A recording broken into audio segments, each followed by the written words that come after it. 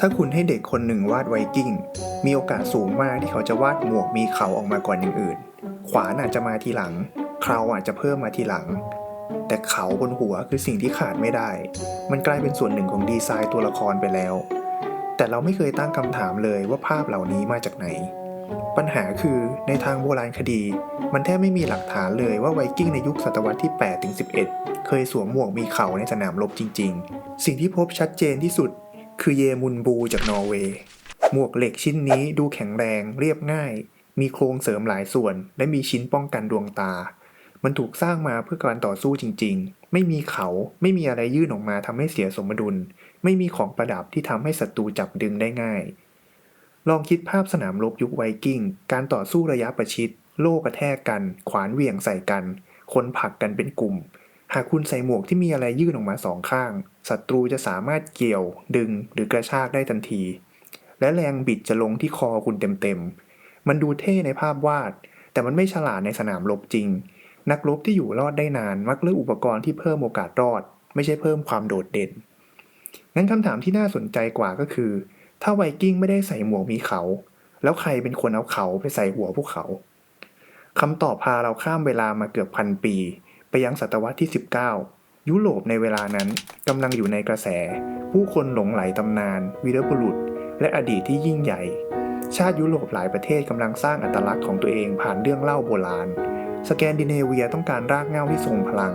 เยอรมนีกำลังค้นหาอดีตที่ผูกโยงกับตำนานนอร์สไวกิ้งจึงไม่ได้เป็นเพียงชาวทะเลเหนืออีกต่อไปแต่กลายเป็นสัญลักษณ์ของความดิบความกล้าและความยิ่งใหญ่หนึ่งในจุดเปลี่ยนสำคัญเกิดขึ้นบนเวทีโอเปร่า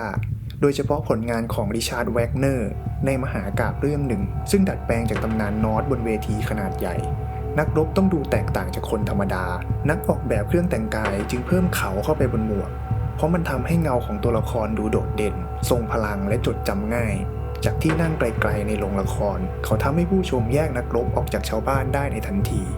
มันไม่ใช่การโกหกอย่างมีเจตนาแต่มันคือการออกแบบเพื่อดราม่าและดราม่าทำงานได้ดีมากภาพนักรบหมวกมีเขากลายเป็นภาพจำเมื่อผู้ชมออกจากโรงละครภาพเหล่านี้ยังติดอยู่ในหัวพอศิลปินยุควิกตอเรียนวาดภาพไวกิ้งพวกเขาก็วาดตามภาพจำใหม่นี้หนังสือเรียนภาพประกอบโปสเตอร์ล้วนรับภาพนั้นไปใช้ต่อเมื่อเข้าสู่ศตวรรษที่20อุตสาหกรรมภาพยนตร์และการ์ตูนยิ่งตอกย้ำภาพนี้เพราะมันสื่อสารง่ายเพียงเห็นเงาหมวกมีเขาผู้ชมก็รู้ได้ทันทีว่านี่คือไวกิ้งไม่ต้องอธิบายไม่ต้องมีคำบรรยายภาพจำแบบนี้มีพลังมากกว่าความถูกต้องทางวิชาการ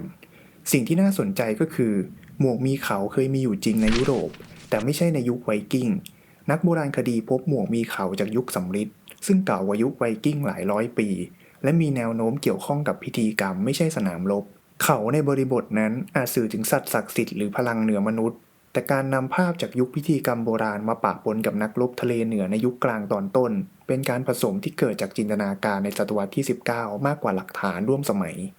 ทำไมภาพผิดจึงอยู่รอดได้ยาวนานคำตอบอาจอยู่ที่ธรรมชาติของมนุษย์เราคิดด้วยภาพและเราชอบภาพที่ชัดเจนสัญลักษณ์ที่เรียบง่ายทำให้โลกซับซ้อนดูเข้าใจง่ายหมวกเหล็กเรียบๆไม่ได้เล่าเรื่องอะไรทันทีแต่หมวกมีเขาเล่าว่านี่คือคนจากโลกอื่นดิบเถื่อนและอันตรายมันสร้างอารมณ์ได้ในเสี้ยววินาที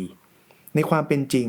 ไวกิ้งไม่ได้เป็นเพียงนักปล้นสะดมพวกเขาเป็นนักเดินเรือที่มีเทคโนโลยีต่อเรือก้าวหน้าเป็นพ่อค้าที่เชื่อมยุโรปกับโลกอาหรับเป็นผู้ตั้งถิ่นฐานในไอร์แลนด์กรีนแลนด์และบางส่วนของทวีปอเมริกาเหนือสังคมของพวกเขามีการประชุมสภาท้องถิ่นมีกฎหมายและมีโครงสร้างที่ซับซ้อนภาพหมวกมีเขาทำให้พวกเขาดูเหมือนตัวละครการ์ตูนมากกว่ามนุษย์ที่มีระบบสังคมจริงเรื่องหมวกมีเขาจึงไม่ใช่แค่เกร็ดสนุกแต่มันเป็นบทเรียนเล็กๆเกี่ยวกับการสร้างภาพจำเมื่อศิลปะความบันเทิงและสื่อร่วมกันผลิตภาพใดภาพหนึ่งซ้ำๆภาพนั้นสามารถกลายเป็นความจริงในระดับสาธารณะได้แม้ว่าหลักฐานจะชี้ไปอีกทางก็ตามไม่มีใครตั้งใจหลอกโลกแต่วงจรของภาพจำแข็งแรงกว่างานวิชาการที่อ่านยากลองคิดดูว่าหากไวกิ้งไม่เคยใส่หมวกมีเขาแต่เราเห็นพวกเขาแบบนั้นอยู่ทุกปีในหนังและโฆษณา